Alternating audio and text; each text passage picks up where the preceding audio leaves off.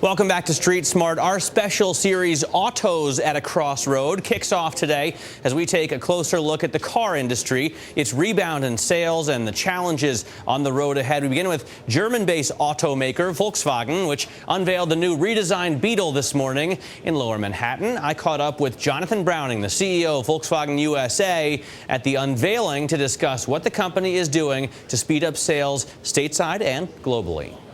Well, I mean, the Beetle, everybody recognizes it's one of the most loved cars in the US, and in fact, on a global basis, we've sold over 21 million Beetles over a period of more than 60 years. And this is, in fact, just the third generation of the Beetle. So this is an important part in terms of reconnecting with the US customer and part of our overall growth strategy for the US. So Beetle is fundamental to the brand. The newer Beetle, before this one, has come in fun, playful colors. The commercials are kind of flowery. A lot of guys think of it as kind of a chick's car, you know? Well, I mean, certainly the previous generation sold very well amongst the female customers.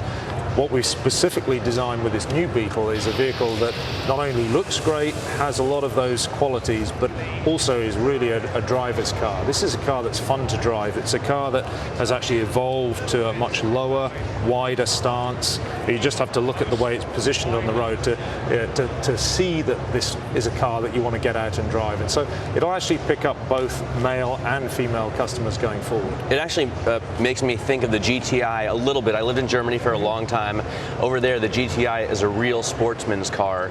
It doesn't quite have the same cachet here. Do you think you can turn that around so that people think of Volkswagen as more of a sports car, a driver's car? Well, you know, the GTI has a great heritage here in the US, and the Beetle is part of that as well. So here's a car that looks great and drives really well, and we think this will bring in customers from a number of segments, loyalists as well as people new to the Beetle.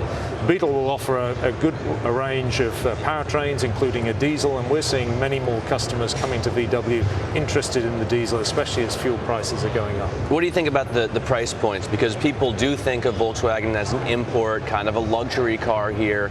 It is priced a little bit higher, at least in the European market, than the Mini or maybe the new Fiat 500. What's the value proposition there? Great value. The Beetle will be priced very attractively in its segment. We're not announcing prices yet. That'll come later as we move towards the market introduction in the fall. But it will be priced very competitively.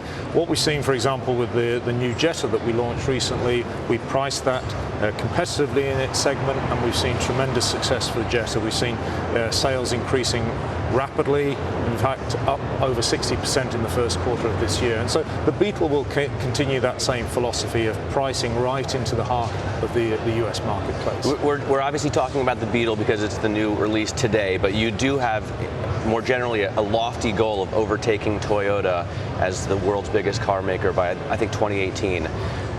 What else is in the strategy to do that besides the new Beetle? I mean, how can you achieve such a big step?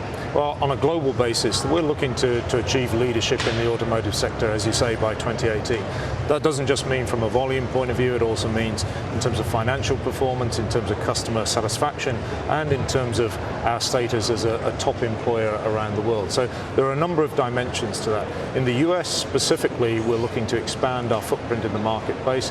That requires us to expand our product offering, but it really says, we need to bring those Volkswagen qualities to a broader, more accessible part of the marketplace. And we'll see Volkswagen maintaining its focus on those core brand values, style, performance, value, quality, and bring those really to more segments across the market. One of the things Toyota's done very successfully is, even though it's a Japanese car maker, they employ so many people here in the US putting their cars together. They are involved in NASCAR, etc. I know you guys are going to open a plant here in the US. Do you plan on expanding your sort of manufacturing footprint here, employing more Americans? Sure. We've got a very large footprint already in the US. We have over 3,000 employees in more than 30 locations across the country. Now we're adding Chattanooga as a new manufacturing facility.